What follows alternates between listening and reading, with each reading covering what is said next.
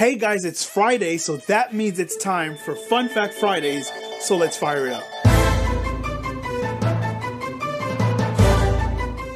I'm back once again to break down some common music production lingo / acronyms that you might hear, but you're not that familiar with. So this video is more for beginners. So here we go. The fun fact for this Friday is about grid snapping. So grid snapping allows you to quickly nudge elements on the piano roll or your arrangement screen based on the current increment settings. So if grid snapping is set to eighth notes, editing functions like range selection and moving items will happen in eighth note increments.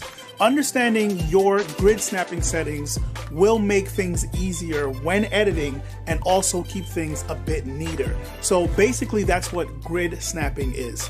The fun fact for this Friday is about summing. Now, summing is very interesting and it makes sense once you understand it. So simply put, summing is the combining of individual stem tracks on your mixer to a single output, which is usually stereo. So basically, the master bus is the sum of all the stems, and understanding that will help you with better gain staging and a more intelligent way to enhance the sonic richness and tone of your compositions. So basically, that's what summing is. The fun fact for this Friday is about frequency designations for specific frequency ranges and how it looks on the frequency graph. So looking from left to right, you'll see that it starts at sub bass, then bass, low mids, mids, high mids, then the trebles or highs. So we're going from very low frequencies to high frequencies when looking from left to right. The lowest frequency that humans can hear is 20 hertz, and the highest is 20 kilohertz or 20,000 hertz. Check out next week's video where I break down the basics of the frequency graph and how to read it. The fun fact for this Friday is about the frequency graph.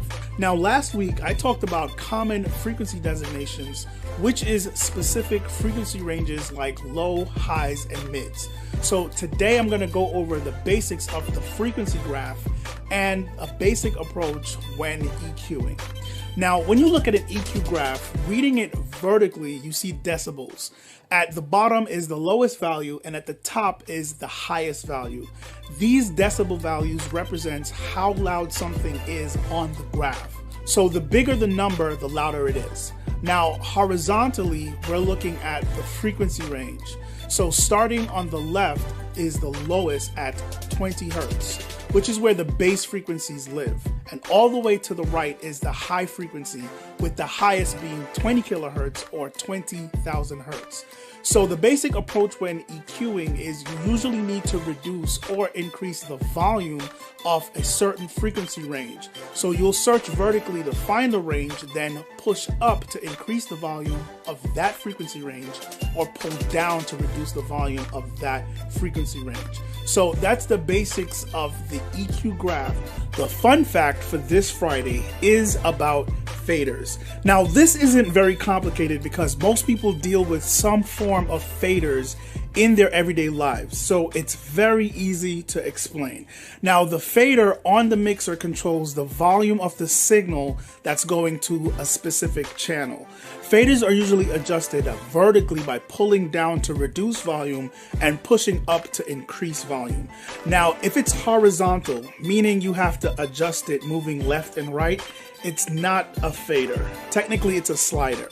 So on your mixer, you'll have multiple faders, which will give you multi-track control over all the volume of the sounds in your composition. And that's basically what the fader is. The fun fact for this Friday is about the master fader. Now, last week I talked about faders, so check out that video because that will also help you understand the master fader. So the master fader is usually the final fader in the signal chain, giving you full control over the entire composition. So any changes to this fader will affect the entire composition. And that's basically what the master fader is. The fun fact for this Friday is about emulation plugins. So these are plugins that are designed with the goal of emulating popular legacy hardware devices both past and present. Now, let me just say, in no way are these plugins gonna perfectly emulate or replace the real thing. But the software developers try their best to create algorithms to try and capture the essence, tone, vibe, characteristic, and sound of popular hardware. So if you don't have access to the real thing, I guess this is better than having nothing. Now, I think where they've been most successful is with instruments and synthesizers. Hardware processors and mix consoles tend to be harder to replicate, and some companies do a better job than others trying to recreate iconic gear in the form of software. But that's basically what hardware emulation plugins are. The fun fact for this Friday is about mixer strip plugins. So last week I talked about hardware emulation plugins and I broke down what those type of plugins are. Now, mixer strip plugins are a specific type of emulation plugin. So when you look at any iconic mix console, there are usually several elements that are almost always present on every channel / strip. Things like a fader, controls for panning, a gain knob, bus EQ, a bus compressor, high and low pass filters, and more. So the mixer strip plugins are usually emulating a single channel strip from some iconic mix console in an attempt to give you some of the characteristic that that physical console has. So that's basically what a mix strip plugin is. The fun fact for this Friday is about sidechaining. So sidechaining is using the audio signal of one sound to drive or control a parameter.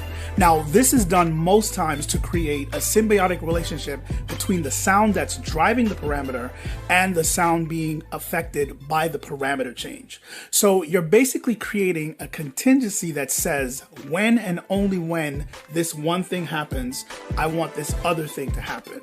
And this is usually done for creative purposes or as a utility in your composition. Now, one of the most common examples of this is using the kick drum signal to change the compression level or the volume on a bass channel. So that's basically what side chaining is. Okay guys, that was the fun fact for this Friday. Thanks for watching, and as always, you'll see me in the next video.